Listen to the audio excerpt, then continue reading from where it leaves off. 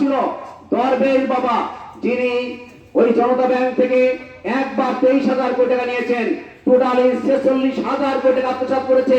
সেই দরবেশ বাবার বিরুদ্ধে যখন হাইকোর্টে তার বিরুদ্ধে অভিযোগ উত্থাপিত হলো, বাংলাদেশের তখনকার আওয়ামী লীগের প্রধান বিচারপতি তারা রুল দিয়ে দিল যে দরবেশ বাবা সালমানের রহমানের বিরুদ্ধে কোনো তদন্ত হবে না। কোন সর্বোচ্চ আদালত এমন একটা রায় দিল যে সালমানের রহমান যত টাকা চুরি করেছে, হাজার হাজার কোটি টাকা চুরি করেছে, এর কোনো তদন্ত আর কোনোদিন হবে না এবং কোন হাইকোর্টে তার বিচার কোনো অভিযোগ দায়ের করা যাবে না। এমনই ভাবে এই দরবেশ বাবার টাকাকে সাদা করার জন্য সেদিন শেখ হাসিনা চেষ্টা করেছে। কেন? কারণ দরবেশ বাবার সাথে তার ছেলে সাজিবাদের জয় সে নিজেই জড়িত ছিল। সম্মানিত ভাইরা, আমরা যদি রাষ্ট্রের প্রতিষ্ঠানগুলো এমন দেখি, প্রতিটা প্রতিষ্ঠানকে তারা ধ্বংস করেছে। বাংলাদেশের যে নির্বাচন হয়েছিল, আমি আওয়ামী লীগের ভাইদের কমিশনে বলি, আপনারা যদি কেয়ারটেকার ব্যবস্থাকে ধ্বংস না করতেন তাহলে কি হতো?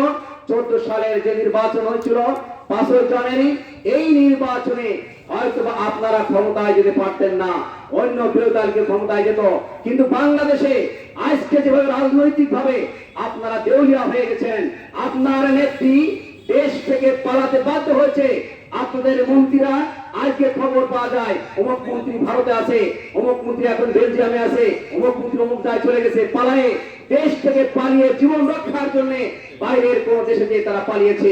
এইরকম যদি 14 সালের 5 জানুয়ারি কেয়ারটেকার সরকারের নির্বাচন হতো, আপনাদের